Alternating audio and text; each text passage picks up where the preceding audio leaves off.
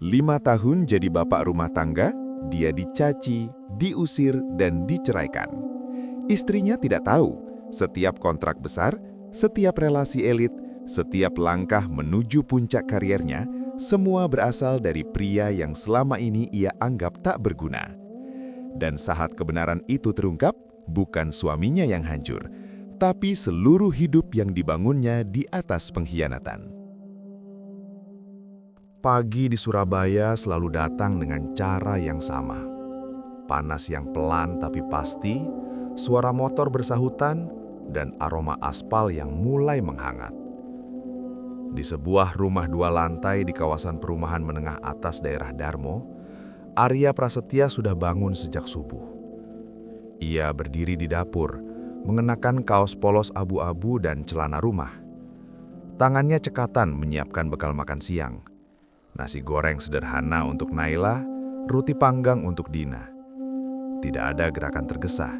Semuanya tenang, teratur, seperti hidup yang sudah ia pilih dan terima sepenuhnya. Dina duduk di meja makan. Kaki kecilnya bergoyang-goyang. "Papa, nanti jemput Dina ya?" tanyanya polos. Arya tersenyum, menunduk sejajar dengan mata anaknya. "Tentu, Papa nggak pernah lupa." Dina memeluk lehernya sebentar. Momen itu singkat, tapi hangat.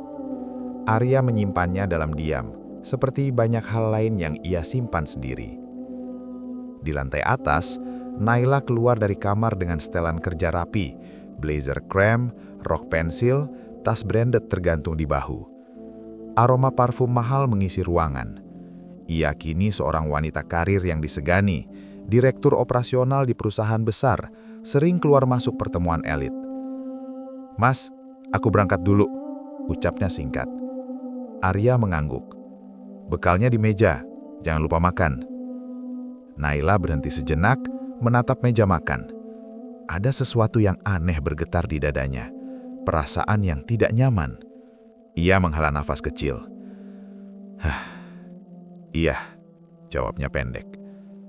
Tidak ada ciuman perpisahan, tidak ada obrolan. Jarak itu tumbuh perlahan, nyaris tak terasa, tapi nyata. Siang harinya rumah itu kedatangan tamu. Busri, ibu Naila, datang bersama 2 saudara Naila. Mereka duduk di ruang tamu, menikmati minuman dingin yang Arya sajikan. Arya berdiri sopan, senyum tipis di wajahnya. "Mas Arya, masih di rumah aja?" tanya Busri sambil mengaduk es di gelas, nada suaranya datar tapi syarat makna. "Iya Bu, Dina pulang sekolah siang jadi saya tunggu," jawab Arya tenang. Salah satu ipar terkekeh kecil. "Enak ya Mas, hidup ditanggung istri." Ucapan itu melayang ringan, tapi menghantam. Arya tidak bereaksi. Ia hanya mengangguk kecil, lalu pamit ke dapur. Dari balik tembok ia masih bisa mendengar suara mereka. "Kasihan Naila sebenarnya," kata Busri tanpa menurunkan suara. "Punya suami tapi kayak nggak punya," sambung yang lain. "Zaman sekarang, laki-laki kok bangga di rumah?" Kata-kata itu berulang, setiap minggu, setiap bulan, selama 5 tahun. Dan Arya selalu memilih diam. Sore harinya Naila pulang. Ia langsung merasakan suasana yang berbeda. Ibunya duduk di ruang tamu dengan wajah serius. "Nay, ibu mau ngomong." Arya hendak masuk ke kamar, tapi Busri menoleh. "Mas Arya nggak usah ikut. Ini urusan ibu sama anak." Arya berhenti sejenak, lalu mengangguk, tanpa protes. Naila duduk, tangannya menggenggam pas tanpa sadar. "Ibu, cuma nggak habis pikir," kata Busri sambil bersikap sedekian. "Kamu wanita pintar, karirmu bagus, relasimu luas. Tapi suamimu, ya begitu." Naila terdiam. Orang-orang mulai ngomong, "Nay, ibu malu," lanjut Busri. "Mertua-mertua lain pamer menantu pengusaha, pejabat, ibu menantunya ngurus dapur." Kata malu itu menancap dalam. "Arya baik, Bu." Naila mencoba membela, tapi suaranya lemah. "Baik aja nggak cukup," potong ibunya.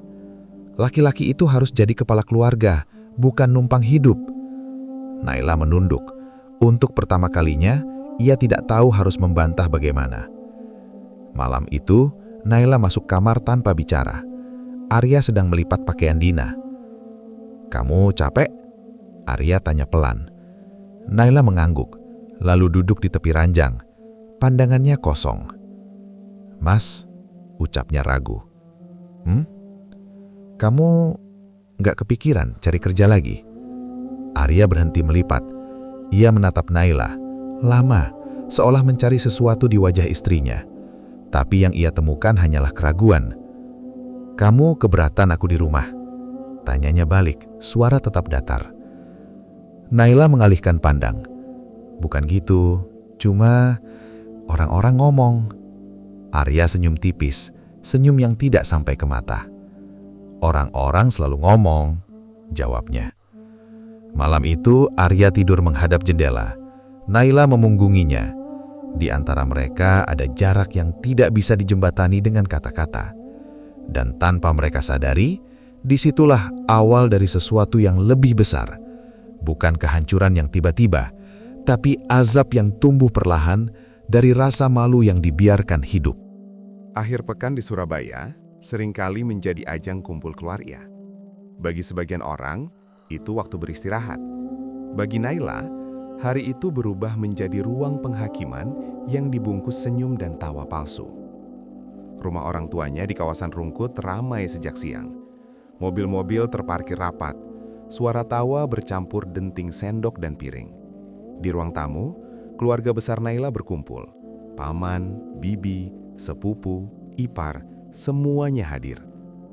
Arya duduk di sudut ruangan, menemani Dina yang sedang bermain boneka. Ia mengenakan kemeja sederhana, rapi tapi tanpa merek mencolok. Pandangannya sesekali menyapu ruangan, lalu kembali ke anaknya. "Nanti papa beliin es krim ya," bisiknya. Dina mengangguk ceria. Di seberang ruangan, Naila duduk bersama para sepupunya. Awalnya obrolan ringan, tentang anak, tentang cuaca, tentang harga rumah. Lalu arah pembicaraan berubah, perlahan tapi pasti. "Nai," kata salah satu sepupunya sambil menyeruput minuman. "Kamu masih di perusahaan itu ya? Hebat sih, makin naik terus karirmu." Naila tersenyum kecil. "Iya, alhamdulillah." "Suamimu gimana? Setelah yang lain, masih di rumah?" Pertanyaan itu meluncur santai, tapi Naila merasakan dadanya mengencang. "Iya," jawabnya singkat. Beberapa orang saling pandang, lalu tawa kecil terdengar. "Zaman sekarang masih ada ya laki-laki kayak gitu?" ucap seorang bibi setengah bercanda. "Kalau aku sih nggak kuat, suami harusnya bangga bawa pulang uang, bukan nungguin istri." Naila tertawa kaku. Ia melirik ke arah Arya. Suaminya tampak tenang, seolah tak mendengar apapun. Ngomong-ngomong," kata sepupu lain dengan mata berbinar, "kalian tahu Raka kan? Mantannya Naila dulu." Nama itu membuat Naila terdiam. Sekarang, dia pengusaha besar loh, punya proyek di mana-mana. Kemarin aku ketemu di acara bisnis, orang-orang hormat semua. Sayang ya, dulu Naila hampir nikah sama dia. Kata sayang itu menusuk lebih dalam dari yang Naila kira. Bu Sri, yang sejak tadi diam, ikut bicara. "Ibu cuma pengen Naila bahagia," katanya pelan tapi cukup terdengar. "Dan bahagia itu ya hidup yang seimbang. Istri sukses, suami juga sukses." Naila menunduk, tangannya saling meremas di pangkuan. Di sudut ruangan, Arya melihat perubahan di wajah istrinya.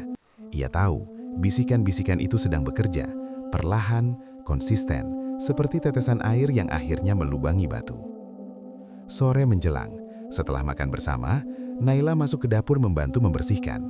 Di sana, bisikan berubah menjadi tekanan. "Nai," kata bibinya sambil mencuci piring, "kamu nggak capek sendiri?" "Apa maksud tante?" "Kamu kerja keras, pulang masih mikirin rumah, suamimu tinggal apa? Nungguin." Naila terdiam. "Kamu tuh pantas dapat yang lebih, pria mapan sejajar sama kamu." Kata-kata itu terulang dalam berbagai bentuk, lebih pantas, lebih layak, lebih sejajar. Malam itu, di perjalanan pulang, mobil terasa sunyi. Lampu jalan Surabaya memantul di kaca mobil, menciptakan bayangan panjang. Naila menatap jalan. "Mas?" Arya mengalihkan sejenak pandangan. "Iya?" "Kamu nggak pernah ngerasa rendah diri?" tanyanya hati-hati. Arya menyenyum tipis. "Kenapa harus?" "Karena Aku kerja, kamu di rumah. Arya tidak langsung menjawab. Ia memarkir mobil di depan rumah, mematikan mesin. Nai, katanya pelan, harga diri itu bukan dari omongan orang. Naila mengangguk, tapi pikirannya tidak benar-benar mendengar. Malam itu, setelah Dina tidur, Naila duduk sendirian di ruang keluarga. Ponselnya menyala, sebuah notifikasi muncul, permintaan pertemanan di media sosial. Nama itu membuat jantungnya berdetak lebih cepat. Raka Wirajaya. Naila menatap layar lama. Di kepalanya, suara-suara siang tadi kembali berputar. Perbandingan, penilaian, rasa malu yang belum sempat ia kenali, kini tumbuh jelas. Di kamar, Arya berdiri di depan jendela, menatap lampu kota. Ia tidak tahu tentang notifikasi itu, tapi ia tahu satu hal. Bisikan yang dibiarkan akan selalu menemukan jalan untuk merusak apa yang paling rapuh. Pagi itu, Surabaya tampak lebih sibuk dari biasanya. Jalanan penuh mobil mewah, gedung-gedung kaca memantulkan cahaya matahari, dan dunia bisnis bergerak cepat tanpa menunggu siapapun. Naila berdiri di depan cermin kantornya, merapikan rambut dan blazer. Hari ini ada pertemuan penting, forum bisnis lintas perusahaan. Ia menarik nafas dalam-dalam, berusaha mengusir kegelisahan yang entah sejak kapan menetap di dadanya. Di aula Hotel Bintang 5 tempat acara berlangsung, suara percakapan para pengusaha saling tumpang tindih. Nama-nama besar disebutkan dengan nada kagum. Naila berjalan sambil tersenyum profesional, menyalami satu persatu rekan bisnis. Lalu, dari kejauhan, ia melihat sosok itu. Tegap, percaya diri, setelan jas gelap yang pas di tubuh. Senyum yang seolah tak pernah berubah sejak dulu.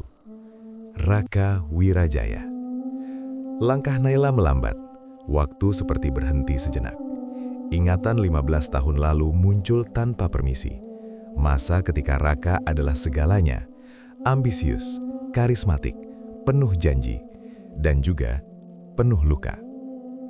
Naila, suara itu kini terdengar lebih matang, lebih berat. Naila menoleh, mata mereka bertemu. Raka, ucap Naila pelan. Raka tersenyum lebar.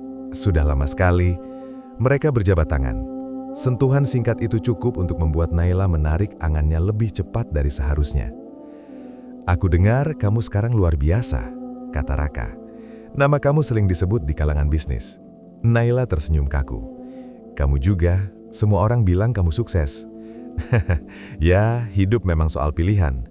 Kalimat itu sederhana, tapi Naila menangkap makna di baliknya. Mereka duduk di satu meja. Obrolan mengalir tentang bisnis, proyek, relasi. Raka berbicara dengan penuh keyakinan, seolah dunia memang selalu ada di genggamannya.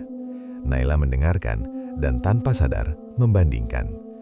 Di rumah, siang itu Arya sedang menjemur pakaian. Matahari Surabaya terik, keringat mengalir di pelipisnya, tapi gerakannya tetap tenang. Ia tak tahu apa yang sedang terjadi di pusat kota, tapi ada perasaan aneh yang singgah sebentar. Perasaan yang ia abaikan. Sore hari Naila pulang lebih lambat dari biasanya. Arya sedang membantu Dina mengerjakan PR. Papa, ini susah, keluh Dina. Pelan-pelan, jawab Arya lembut. Pintu terbuka. Naila masuk. Wajahnya tampak lelah, tapi pikirannya jauh. Kamu pulang telat, kata Arya. Iya, ada acara bisnis, jawab Naila singkat. Arya mengangguk, tidak bertanya lebih jauh. Malam itu, setelah Dina tidur, Naila duduk di tepi ranjang sambil memegang ponsel. Sebuah pesan masuk. Raka, senang bisa ketemu lagi hari ini. Kamu masih sama, Nay, bahkan lebih hebat. Naila membaca pesan itu berulang. Jarinya sempat mengetik balasan, lalu menghapus, lalu mengetik lagi. Akhirnya ia membalas singkat. Makasih, senang juga bisa ketemu. Percakapan itu berlanjut, tentang kenangan lama, tentang bagaimana dulu mereka berpisah karena ambisi dan ego. Raka pandai memilih kata, cukup hangat, cukup menyesal, tanpa terdengar meminta. Aku sering mikir, tulis Raka, kalau dulu aku lebih sabar, mungkin ceritanya beda. Naila menatap layar lama, dadanya terasa sesak. Ia menoleh ke arah Arya yang sudah tertidur. Wajahnya tenang, lelah setelah seharian mengurus rumah dan anak. Untuk pertama kalinya, Naila merasa ragu. Hari-hari berikutnya, Raka semakin sering muncul di acara bisnis, di pertemuan informal, bahkan sekedar mengirim pesan. Ia tidak pernah menyinggung Arya secara langsung, tapi justru disitulah lukanya dibuka. "Kamu hebat, Nay," kata Raka suatu sore di kafe bisnis. "Kamu pantas berdiri sejajar dengan siapapun." Naila tersenyum tipis. "Semua orang bilang begitu sekarang." "Karena memang begitu," jawab Raka mantap. Di rumah, Arya merasakan perubahan kecil. Naila lebih sering diam, lebih sering menatap ponsel, lebih jarang bercerita. Suatu malam, Arya bertanya pelan, "Kamu baik-baik aja?" Naila terdiam sesaat. "Aku cuma capek." Arya mengangguk. "Kalau capek, istirahat." Jawaban itu sederhana, terlalu sederhana. Di kepala Naila, suara keluarga, perbandingan, dan kini kehadiran Raka bercampur menjadi satu. Masa lalu yang belum selesai, kini berdiri tepat di depannya. Tampil sukses, percaya diri, dan seolah menawarkan jalan lain. Dan tanpa Naila sadari, pintu yang seharusnya tertutup rapat, telah terbuka sedikit. Cukup untuk membuat luka lama bernafas kembali. Pagi di Surabaya kembali datang dengan rutinitas yang sama. Matahari naik perlahan, menyinari atap-atap rumah dan jalanan yang mulai ramai. Di dapur rumah itu, Arya berdiri sendirian, menyiapkan sarapan seperti biasa. Namun, pagi ini berbeda. Ponsel Naila tertinggal di meja makan.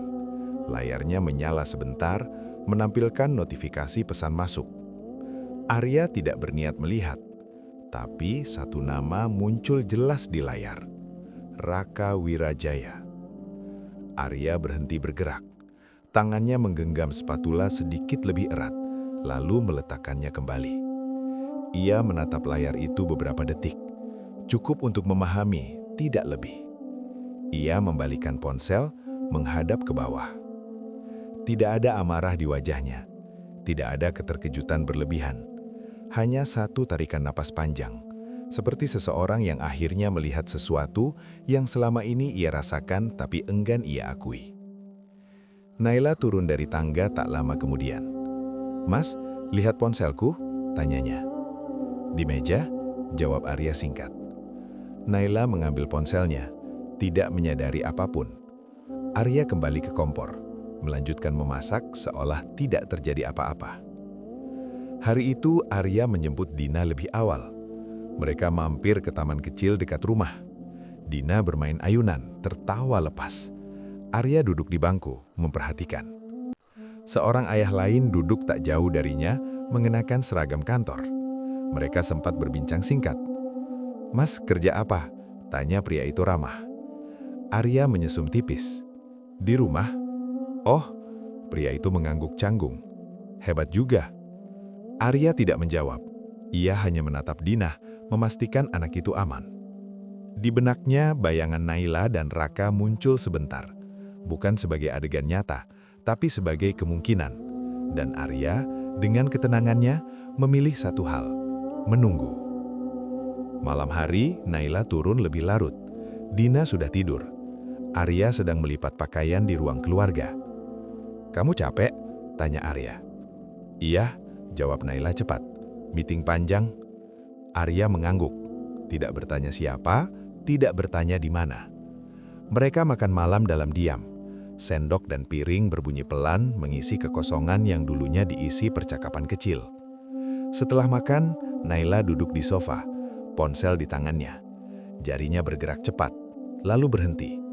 Arya melihat sekilas, cukup untuk tahu Naila sedang tersenyum kecil pada layar. "Kamu kelihatan senang," ucap Arya datar. "Hah? Enggak, biasa aja." "Oh." Satu kata itu terdengar ringan, tapi bagi Naila justru terasa berat. Malam semakin larut. Arya berdiri di balkon memandang lampu kota Surabaya yang berkelip. Ia memikirkan 5 tahun terakhir. Keputusan meninggalkan dunia yang selama ini ia kuasai. Memilih rumah, memilih anak, memilih mendukung dari belakang layar. Ia tahu betul apa yang Naila hadapi. Tekanan, bisikan, perbandingan. Ia pernah berada di dunia itu, dan ia tahu betapa kejamnya dunia tersebut pada orang yang terlihat lemah. Di kamar, Naila berbaring sambil menatap langit-langit. Hatinya gelisah. Diam Arya bukan ketenangan yang ia harapkan. Diam itu seperti cermin, memantulkan kegelisahannya sendiri. "Mas," panggil Naila pelan. "Iya, kamu percaya sama aku kan?" Arya tidak langsung menjawab. Ia duduk di tepi ranjang, menatap istrinya dengan mata yang sulit dibaca. Kepercayaan itu bukan soal kata, tapi soal pilihan. Naila menelan ludah. "Maksud kamu apa?" Arya senyum tipis. "Nggak apa-apa, tidur aja." Jawaban itu menggantung. Malam itu Naila terjaga lama. Ia membuka ponsel, membaca pesan-pesan dari Raka tanpa membalas.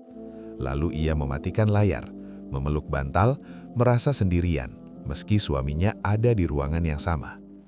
Sementara itu, Arya terjaga menatap langit-langit. Ia tahu segalanya mulai bergeser. Ia melihat semuanya, perubahan sikap, senyum yang bukan untuknya, kehadiran bayangan masa lalu. Namun, ia memilih diam. Bukan karena tidak peduli, bukan karena lemah, melainkan karena ia percaya diamnya hari ini akan membuat kebenaran berbicara dengan caranya sendiri. Perubahan tidak selalu datang dalam bentuk pertengkaran.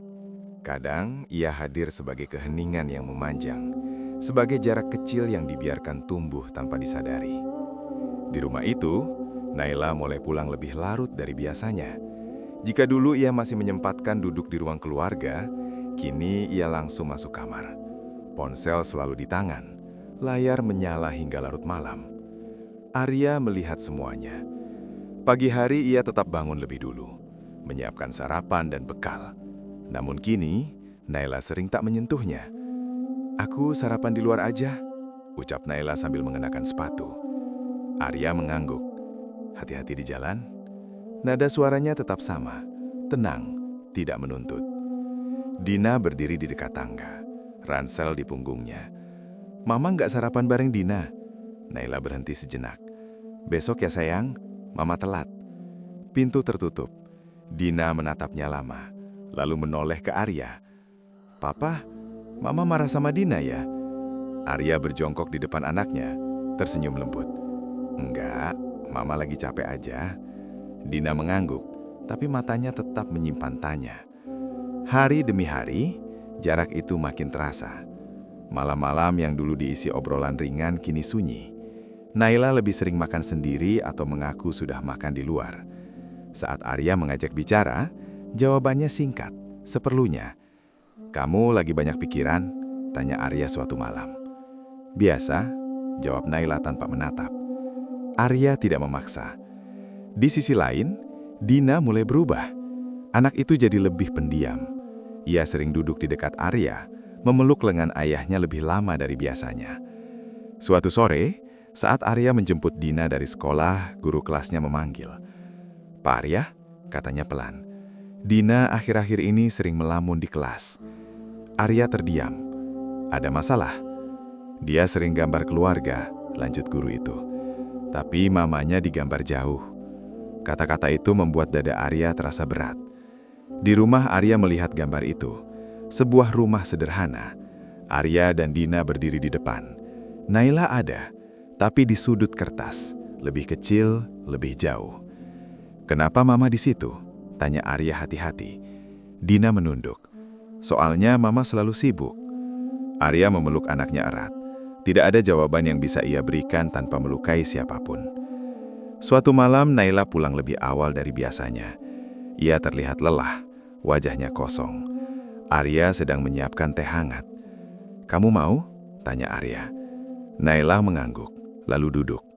Untuk sesaat mereka hanya diam. "Nay," ucap Arya akhirnya. "Kalau ada yang mengganggumu, kita bisa bicarakan." Naila menatap cangkir di tangannya. Tangannya sedikit bergetar. "Mas, kamu pernah ngerasa hidup kamu jalan di tempat?" Pertanyaan itu membuat Arya menoleh. "Kenapa kamu tanya begitu?" "Semua orang bergerak cepat," jawab Naila lirih. "Aku takut ketinggalan, takut salah pilih." Arya terdiam. Ia memahami ketakutan itu lebih dari siapapun. Setiap pilihan ada harganya, dan setiap harga ada waktunya. Naila mengangkat kepala, menatap Arya. Untuk sesaat matanya berkaca-kaca, Tapi kemudian ia mengalihkan pandang. "Aku capek," katanya singkat. "Aku mau tidur." Arya hanya mengangguk.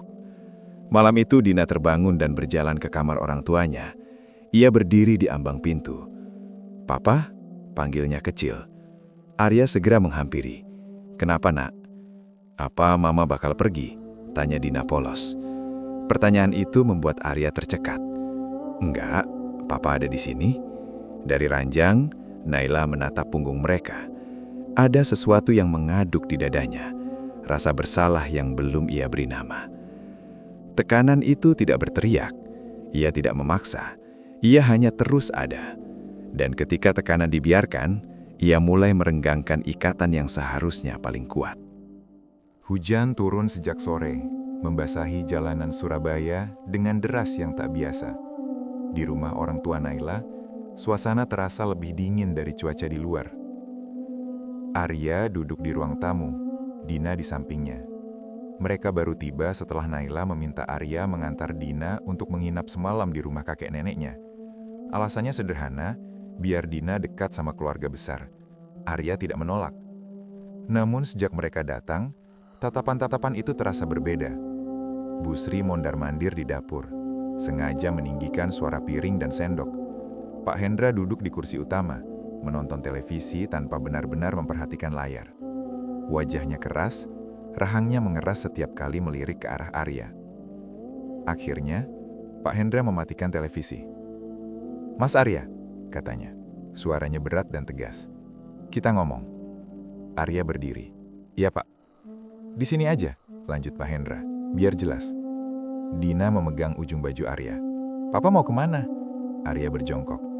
"Papa di sini, duduk yang manis ya." Pak Hendra menghela napas panjang. "Saya terus terang aja, saya nggak setuju kamu tinggal bareng Naila lagi." Kata-kata itu jatuh begitu saja, tanpa pembuka, tanpa basa-basi. Arya menatapnya tenang. "Maksud Bapak?" "Selama ini kamu hidup dari anak saya," lanjut Pak Hendra. "Naila kerja mati-matian, kamu di rumah. Itu bukan pernikahan yang sehat." Bu Sri ikut mendekat. "Ibu malu, Mas," katanya tanpa ragu. "Tetangga, saudara, semua nanya, 'Menantu laki-laki kok nggak kerja?'" Arya mendengarkan, tidak menyela, tidak membela diri. "Kalau kamu punya harga diri," sambung Pak Hendra, "kamu pergi dulu. Biarkan Naila fokus ke karirnya." Hujan di luar semakin deras. Arya menoleh ke arah Naila yang sejak tadi berdiri di dekat pintu kamar. Wajahnya pucat, matanya gelisah. "Nai," ucap Arya pelan, "kamu mau aku jawab apa?" Naila menggenggam tangannya sendiri. Bibirnya bergetar, tapi tidak ada kata keluar. Diam itu sudah cukup. Arya mengangguk kecil, seolah menerima keputusan yang sejak lama ia duga akan datang. "Baik Pak," katanya akhirnya. "Saya pergi." Bu Sri tampak lega. Pak Hendra mengangguk puas. "Tapi Dina," Naila akhirnya bersuara. "Dina tinggal di sini, biar tenang." Dina menoleh panik. "Papa?" Arya berjongkok, memeluk anaknya erat. "Papa cuma pergi sebentar," bisiknya. "Dina yang baik ya."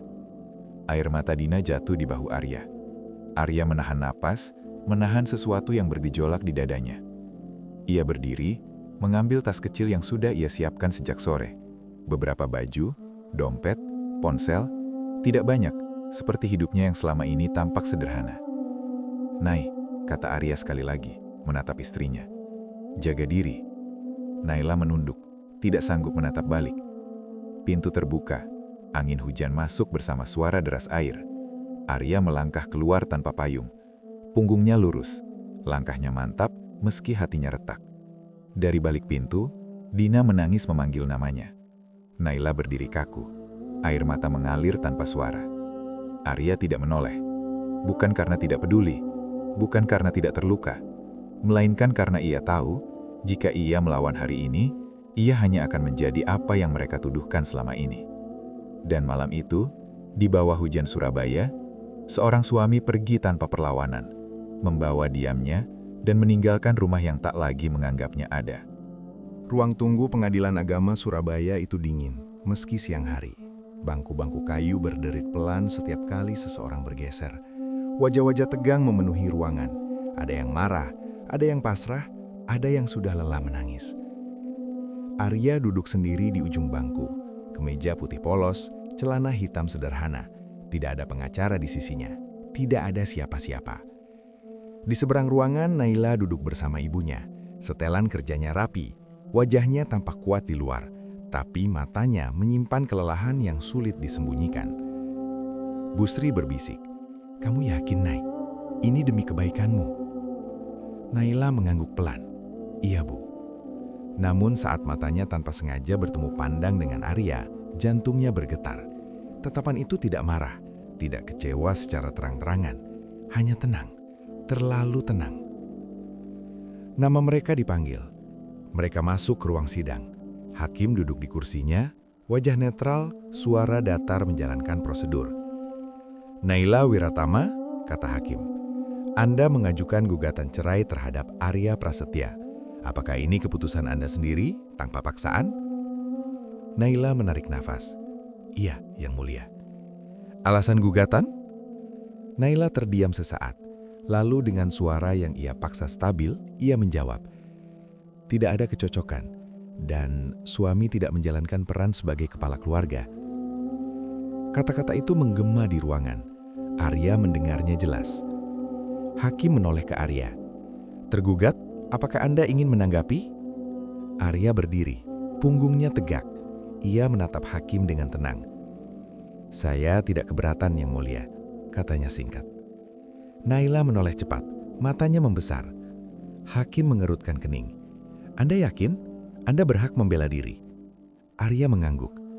"Saya yakin." Tidak ada penjelasan, tidak ada pembelaan, tidak ada rahasia yang dibuka. Sidang berlangsung singkat, tidak ada mediasi panjang, tidak ada tangisan histeris. Semua berjalan rapi, dingin, dan menyakitkan dalam kesederhanaannya. Ketika palu diketuk, Naila merasakan dadanya kosong. Perceraian itu sah.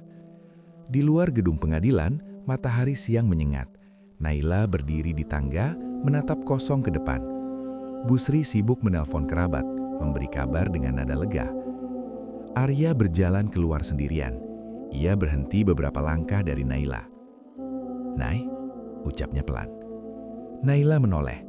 Untuk sesaat mereka kembali menjadi dua orang yang pernah saling mencintai. "Dina," kata Naila lirih, Kamu nggak mau hak asuh?" Arya menggeleng pelan. "Untuk sekarang, biar kamu dulu." "Kamu yakin?" Arya tersenyum tipis. Dia butuh ibunya. Padahal yang Arya tahu, suatu hari Dina akan mencari ayahnya sendiri. "Nay," lanjut Arya, "jaga dia baik-baik." Naila menahan nafas.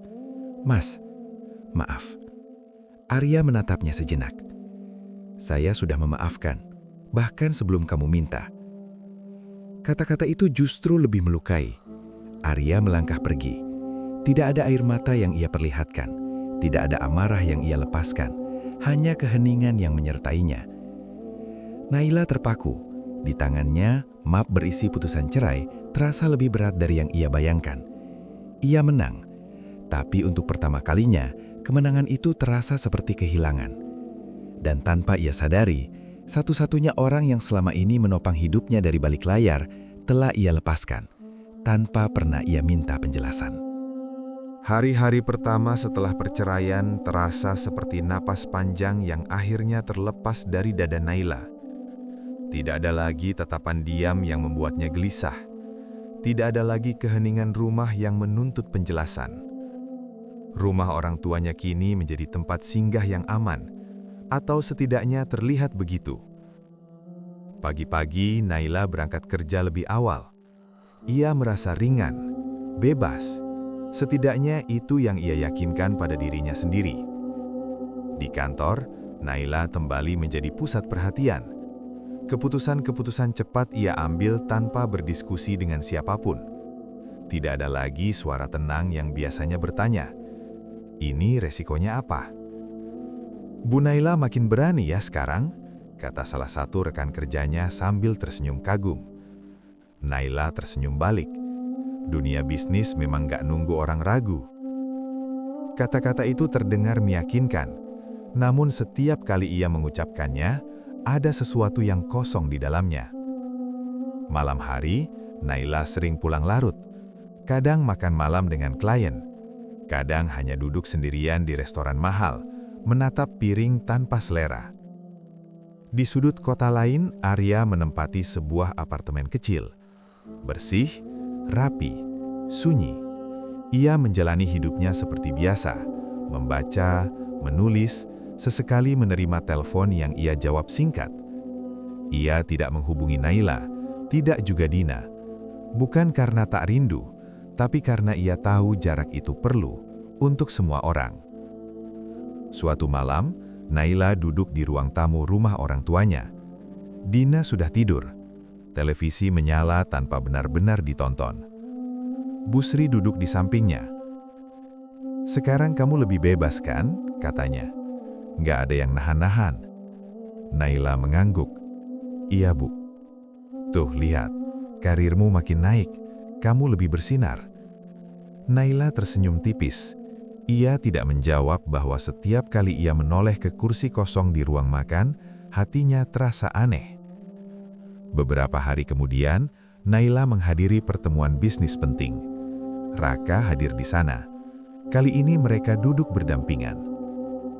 "Kamu kelihatan lebih ringan," kata Raka sambil menyeruput kopi. "Mungkin," jawab Naila. "Kamu pantas hidup tanpa beban, tanpa orang yang menarikmu ke belakang." Kalimat itu seharusnya membuat Naila yakin, tapi justru membuatnya terdiam. Sepulang dari pertemuan itu, Naila membuka ponselnya. Tanpa sadar, ia membuka chat lama dengan Arya. Tidak ada pesan baru, tidak ada sapaan, tidak ada apa-apa. Ia menutup layar cepat-cepat. Masalah mulai muncul perlahan. Sebuah keputusan investasi yang Naila setujui tanpa pertimbangan matang mulai menunjukkan tanda-tanda kerugian. Mitra bisnis yang dulu selalu mudah dihubungi, kini mulai mengulur waktu. "Ini di luar perhitungan kita," kata salah satu stafnya gugup. Naila mengangguk, mencoba tenang. "Kita cari solusi." Tapi malam itu sendirian di kamar, Naila menatap langit-langit. Ia mencoba mengingat kapan terakhir kali ia merasa benar-benar yakin dengan keputusannya. Bayangan Arya muncul. Cara ia selalu mendengarkan, cara ia bertanya tanpa menghakimi, cara ia menenangkan tanpa memerintah. Naila memejamkan mata, menggelengkan kepala. "Aku baik-baik saja," bisiknya pada diri sendiri. Namun dunia tanpa Arya bukan dunia yang kosong karena kepergiannya. Ia kosong karena Naila baru sadar, selama ini arah hidupnya tak pernah ia pegang sendiri. Dan kebebasan yang ia rasakan perlahan berubah menjadi kesesatan yang sunyi. Retakan itu tidak langsung menghancurkan bangunan. Ia muncul sebagai bunyi kecil, nyaris tak terdengar, saat fondasi mulai bergeser. Di ruang rapat lantai 20 gedung perkantoran Surabaya Barat, Naila duduk di kursi utama. Wajahnya tetap tenang, tapi jemarinya tak berhenti mengetuk meja. "Proyek ini tertunda," kata salah satu manajer dengan suara hati-hati. "Mitra kita belum mengirimkan dana tahap kedua." Naila mengerutkan kening. "Kenapa baru sekarang lapornya?" "Kami sudah coba hubungi, Bu, tapi respons mereka dingin." Kata dingin menggantung di udara. Dulu hal seperti ini jarang terjadi. Satu panggilan saja biasanya cukup. Sekarang, Naila harus mengirim pesan berulang, menunggu balasan yang tak kunjung datang. "Kita lanjutkan sesuai rencana," kata Naila akhirnya. "Jangan kelihatan ragu." Rapat ditutup. Orang-orang keluar satu persatu, membawa kegelisahan yang tak terucap. Naila tetap duduk. Untuk pertama kalinya, ia tidak yakin apakah keputusan barusan benar. Beberapa hari kemudian, sebuah undangan makan malam bisnis dibatalkan sepihak. Alasannya klise, jadwal berubah. Naila membaca pesan itu lama, lalu meletakkan ponselnya. Di kafe langganan, Naila duduk bersama Raka.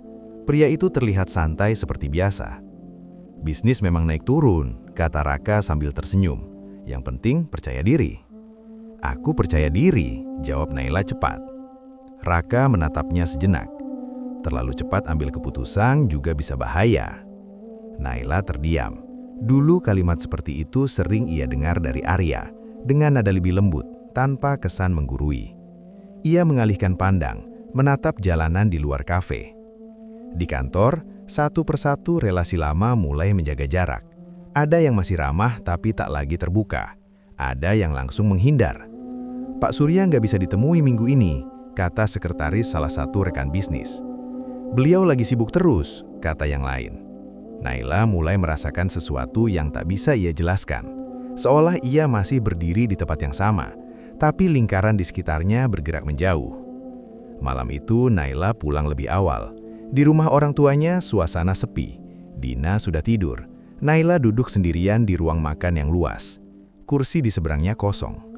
Ia teringat bagaimana dulu setiap keputusan besar selalu ia ceritakan pada Arya. Bukan untuk disetujui, tapi untuk diuji. Arya tidak pernah berkata jangan, tapi selalu bertanya kenapa. Kini tidak ada pertanyaan itu. Naila membuka laptop, menatap laporan keuangan. Angka-angka tampak dingin, tidak bersahabat. Untuk pertama kalinya, ia merasa sendirian menghadapi semua ini. Di apartemen kecilnya Arya, duduk membaca dokumen. Sebuah ponsel bergetar di meja.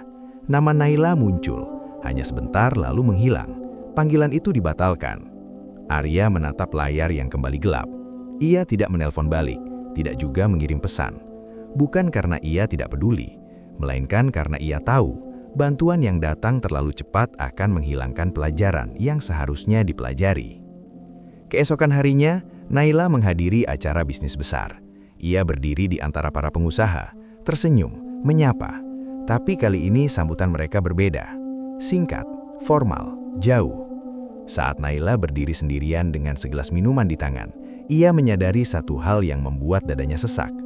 Relasi bukan hanya soal posisi, ia soal kepercayaan.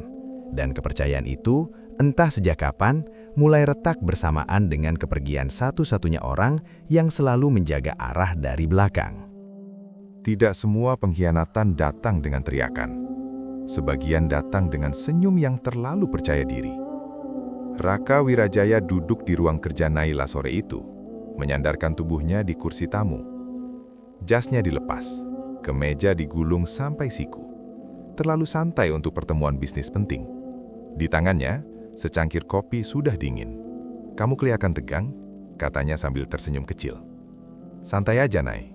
Naila menutup map laporan di depannya. "Beberapa mitra menarik diri. Ini nggak biasa." Raka mengangkat bahu.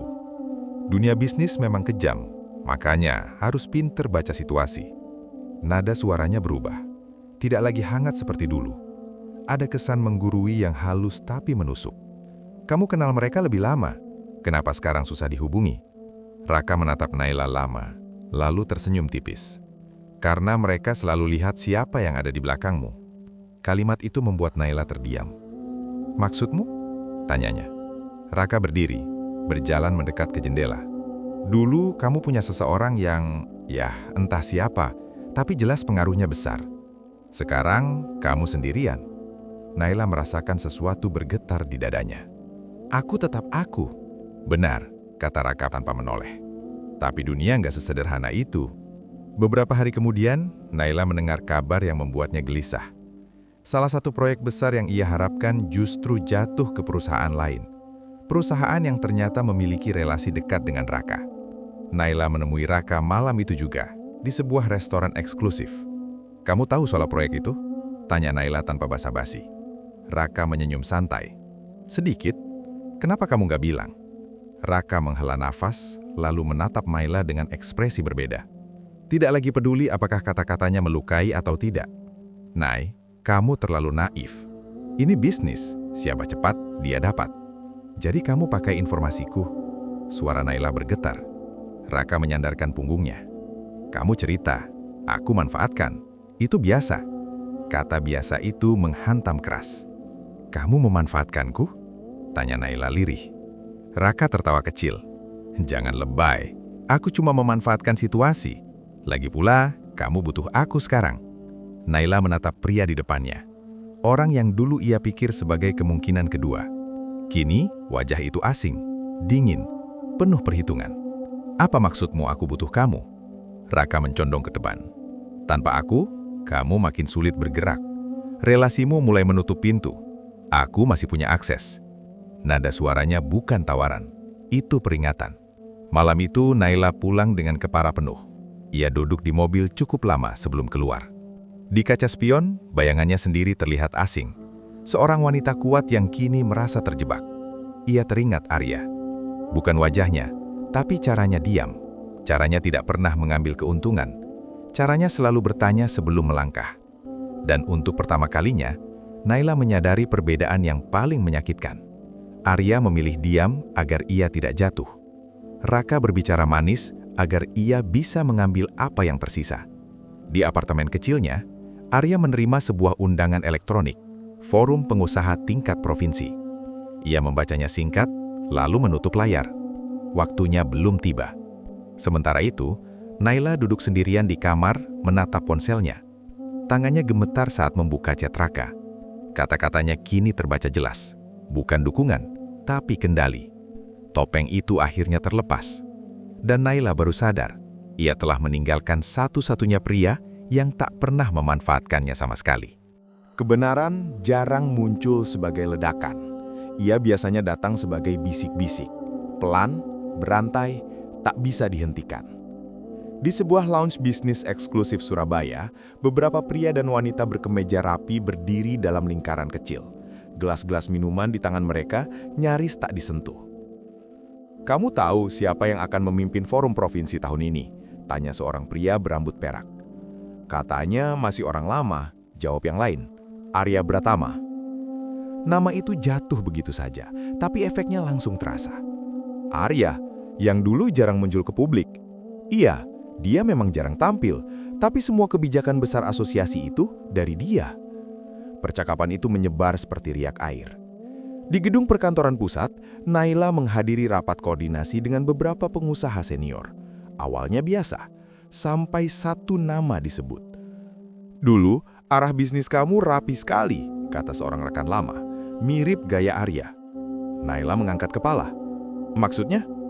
Pria itu tersenyum samar. "Kamu belum tahu." Ruangan terasa mengecil. Arya Pratama, lanjutnya, Ketua Asosiasi Pengusaha Seprovinsi, pemegang saham besar di Surabaya. Dia terkenal karena tidak suka tampil. Kata-kata itu masuk satu persatu, menghantam kesadaran Naila. "Maaf," suara Naila nyaris tak keluar. "Arya yang mana?" Pria itu menatapnya heran. "Arya, mantan suamimu kan?" Naila kehilangan fokus sepanjang hari itu. Setiap percakapan terasa menggantung. Setiap nama Arya disebut, dadanya berdenyut. Ia membuka arsip lama di laptopnya. Proposal, catatan rapat, email lama. Di sana, ia menemukan pola yang selama ini ia anggap kebetulan. Saran waktu yang tepat, relasi yang muncul tiba-tiba, solusi yang selalu datang sebelum krisis. Semua itu bertepatan dengan masa Arya masih tinggal di rumah, saat ia dianggap tak bekerja, saat ia disebut hanya bapak rumah tangga. Naila menutup laptopnya pelan, tangannya gemetar. Di sisi lain kota, Arya menghadiri pertemuan tertutup. Tidak ada wartawan, tidak ada kamera, hanya orang-orang yang benar-benar tahu siapa dia. "Kita akan mulai evaluasi ulang beberapa mitra," kata Arya dengan suara tenang. Salah satu peserta mengangguk, termasuk perusahaan Naila. Arya terdiam sejenak. Evaluasi objektif, tanpa pengecualian. Nada suaranya datar, tidak ada dendam, tidak juga pembelaan. Sore itu, Naila duduk di mobil memandangi hujan di kaca depan. Nama Arya terus mengiang. Bukan sebagai suami, bukan sebagai pria yang ia ceraikan, tapi sebagai sosok yang diam-diam menopang seluruh dunia, yang kini mulai runtuh. Ia menyadari satu hal yang membuat nafasnya tertahan. Ia tidak kehilangan suami saat bercerai. Ia kehilangan arah jauh sebelum itu. Dan dunia bisnis yang selama ini ia banggakan, akhirnya mulai mengucapkan nama yang selama ini ia hapus dari hidupnya sendiri. Kebenaran tidak lagi berbisik. Ia kini berdiri tegak dan menuntut untuk diakui. Pagi itu, sebuah forum pengusaha tingkat provinsi digelar di salah satu hotel tertinggi di Surabaya. Aula megah dipenuhi jas gelap, gaun formal, dan percakapan serius yang biasanya penuh basa-basi. Namun hari itu berbeda. Nama yang berulang kali disebut bukan nama perusahaan, melainkan satu orang, Arya Pratama. Naila duduk di barisan tengah, berusaha menjaga ekspresi. Tangannya menggenggam buku acara terlalu erat. Saat pembawa acara naik ke podium, ruangan perlahan hening. Kita akan membuka forum ini dengan sambutan dari Ketua Asosiasi Pengusaha Provinsi Jawa Timur. Naila menahan nafas. Bapak Arya Pratama. Langkah kaki terdengar. Tepuk tangan mengalun. Tidak riuh, tapi penuh hormat. Arya muncul dari sisi panggung. Tidak dengan kemewahan, tidak dengan kesombongan. Ia mengenakan setelan gelap sederhana. Wajahnya tenang, bahunya tegak. Pria yang selama 5 tahun disebut tidak bekerja itu, kini berdiri di pusat dunia yang paling Naila banggakan. Pandangan Naila berkabur. Arya berbicara singkat, tegas, tanpa retorika berlebihan. Tentang etika bisnis, tentang kepercayaan, tentang bagaimana kekuatan sejati tidak selalu terlihat. Setiap kata terasa seperti palu yang menghantam ingatan Naila. Ia teringat meja makan kecil, laptop Arya yang selalu terbuka, panggilan-panggilan yang ia abaikan. Semua potongan itu kini menyatu, terlambat. Di barisan tamu undangan lain, wajah keluarga Naila memucat. Ibunya menoleh ke ayahnya. Itu Arya. Ayahnya menelan ludah. Iya. Mertua yang dulu menunjuk dan mengusirnya, kini menunduk, tidak berani menatap panggung. Bisik-bisik mulai terdengar. Itu mantan suami Naila kan? Yang dulu tinggal di rumah mertuanya? Katanya pemegang saham terbesar di Surabaya. Kata-kata itu menyebar cepat, tanpa ampun. Usai acara, beberapa pengusaha senior mengelilingi Arya, menyalami, memberi hormat. Di kejauhan, Naila berdiri terpaku. Ia ingin mendekat, ingin berbicara, ingin menjelaskan. Tapi jarak di antara mereka kini bukan lagi ruang fisik. Itu adalah jarak yang ia bangun sendiri, sedikit demi sedikit, dengan rasa malu dan keangkuhan. Arya menoleh sekilas. Mata mereka bertemu. Tidak ada kebencian di sana, hanya jarak. Dan itu jauh lebih menyakitkan. Malamnya, berita menyebar. Profil Arya muncul di media bisnis. Riwayat kepemilikan saham, perannya di balik berbagai keputusan strategis besar.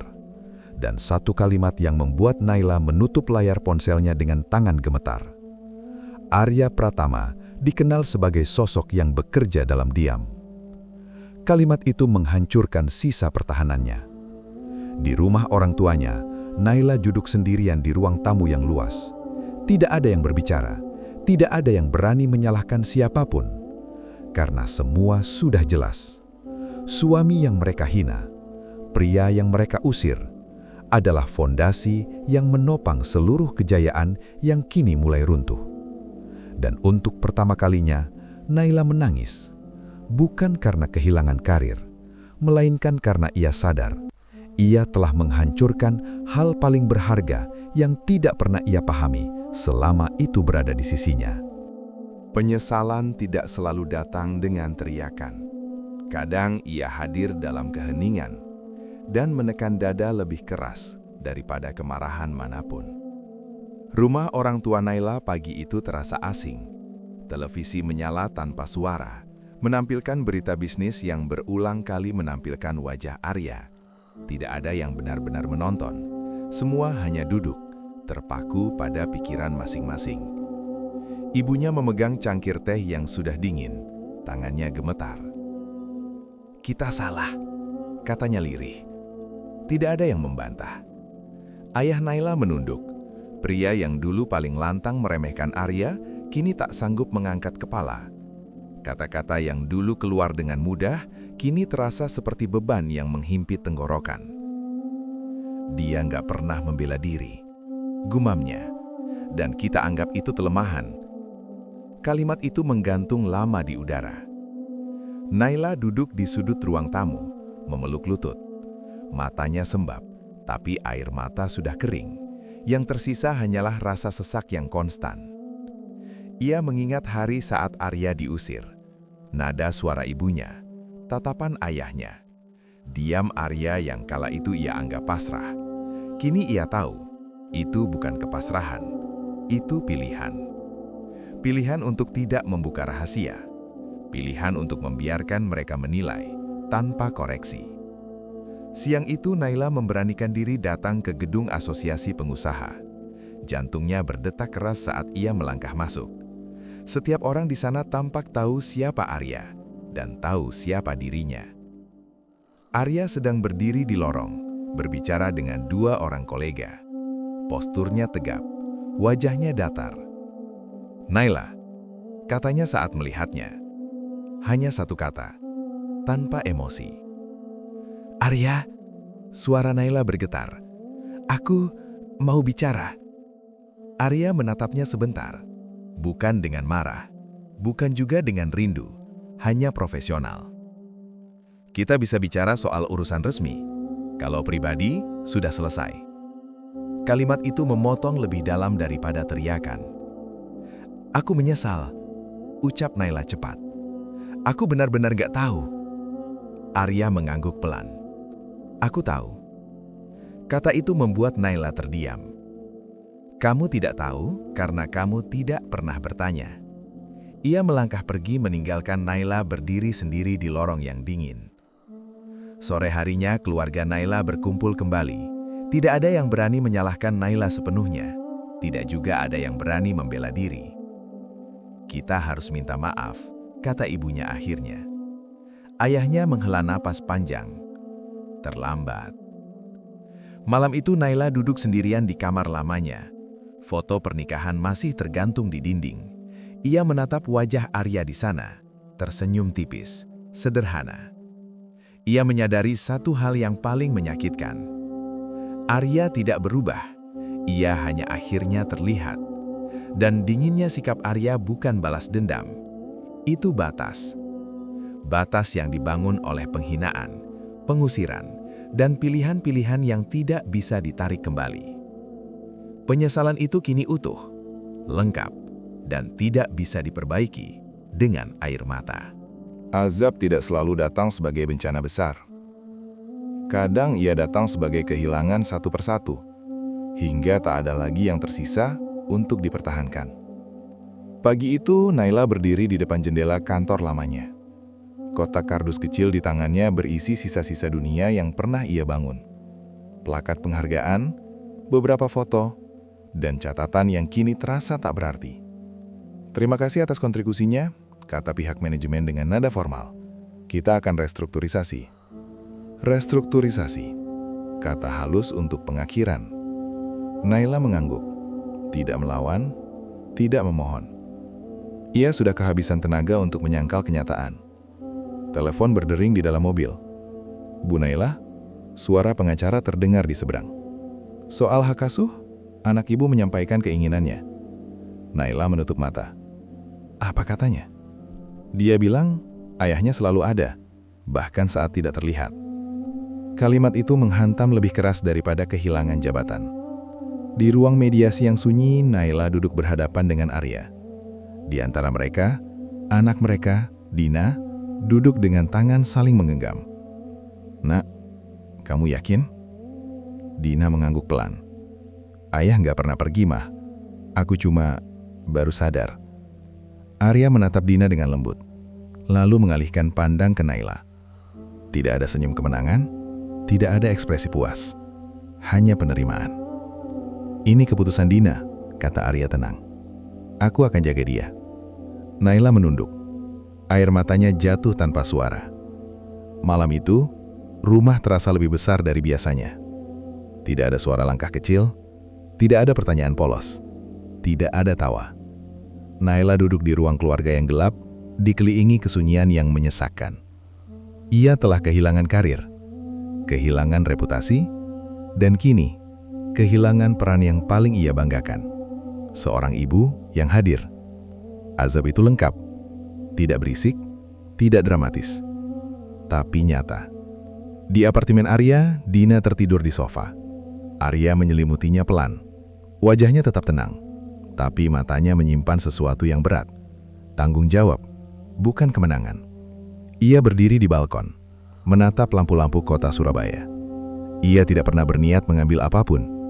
Ia hanya berhenti memberi. Dan saat itu terjadi, semua yang berdiri di atas pemberian akhirnya runtuh dengan sendirinya. Naila menatap ponselnya malam itu. Foto terakhir Dina tersenyum bersamanya. Ia menekan layar itu lama. Untuk pertama kalinya, ia tidak menyalahkan siapapun. Azab yang sesungguhnya bukan ditinggalkan, melainkan menyadari bahwa semua kehilangan ini lahir dari pilihan yang dulu ia anggap benar. Tidak semua kemenangan dirayakan. Sebagian hanya diterima dengan kepala tegak dan hati yang tetap tenang. Pagi di Surabaya datang seperti biasa. Jalanan padat, klakson bersahutan. Dunia bergerak tanpa peduli siapa yang jatuh dan siapa yang bangkit. Arya berjalan menggandeng Dina menuju sekolah. Tidak ada pengawal, tidak ada mobil mewah. Hanya seorang ayah dan anaknya. "Ayah capek?" tanya Dina polos. Arya tersenyum tipis. "Enggak." Dan itu benar. Ia tidak lelah karena dendam. Ia tidak berat karena ingin membuktikan apapun. Ia hanya menjalani hidup dengan kejujuran yang sama seperti saat ia dianggap tak berarti. Di dunia bisnis, nama Arya kini dikenal luas. Bukan karena sensasi, bukan karena balas dendam terhadap mantan istri. Ia tetap menolak wawancara, tetap bekerja di balik layar, tetap memilih diam. Dia bisa menjatuhkan banyak orang, kata seorang pengusaha senior. Tapi dia tidak melakukannya. Diam Arya bukan kelemahan, itu kendali. Di sisi lain kota, Naila duduk di apartemen kecil yang kini ia sewa. Tidak ada kemewahan, tidak ada jadwal rapat, tidak ada telepon yang berdering tanpa henti. Ia bekerja, hidup cukup, tapi sunyi. Setiap malam, Naila membuka jendela dan menatap lampu kota. Dunia yang dulu terasa miliknya kini terasa jauh. Ia tidak membenci Arya, ia juga tidak berharap dimaafkan. Yang tersisa hanya satu perasaan, penyesalan yang jujur dan utuh. Ia sadar, tidak semua kehilangan bisa ditebus, dan tidak semua orang yang pergi perlu kembali. Suatu sore, Naila melihat Arya dari kejauhan, di taman kota. Arya duduk di bangku, Dina tertawa kecil di sampingnya. Naila tidak mendekat, ia tidak memanggil, ia hanya berdiri, cukup lama untuk memastikan satu hal. Arya baik-baik saja. Dan anehnya, itu membuat dadanya lebih tenang daripada ribuan kata maaf. Arya tidak pernah merasa menang. Ia hanya berhenti kalah. Ia tidak mengumumkan kebenaran. Kebenaranlah yang datang sendiri. Ia tidak membalas hinaan, waktu yang melakukannya. Dan di dunia yang terlalu bising oleh ego, diam Arya menjadi suara yang paling keras. Naila pulang malam itu dengan langkah pelan. Ia menatap bayangannya di cermin. Bukan wanita karir yang disegani, bukan istri yang sombong, hanya seorang manusia yang akhirnya mengerti harga dari meremehkan ketulusan. Cerita ini tidak berakhir dengan bahagia, namun berakhir dengan adil. Karena dalam hidup, yang menang bukan selalu yang paling bersuara, melainkan yang tetap rendah hati saat dunia akhirnya mengakuinya. Tidak semua orang yang diam itu lemah. Sebagian memilih diam karena mereka tidak perlu membuktikan apapun. Arya tidak pernah membalas, tidak menjatuhkan, tidak membuka aib. Tapi justru diamnya yang membuat semua orang sadar siapa yang sebenarnya kalah dan siapa yang tetap menang dengan bermartabat. Semoga cerita ini jadi pengingat. Jangan pernah meremehkan orang hanya karena kita tidak tahu apa yang ia lakukan saat kita tidak melihat. Jika kamu merasa cerita ini menyentuh hati, jangan lupa like, komen, dan subscribe agar kisah-kisah penuh makna lainnya bisa terus kami bagikan. Subscribe channel YouTube Ismail Bercerita, karena setiap cerita selalu punya pelajaran bagi yang mau mendengarkan.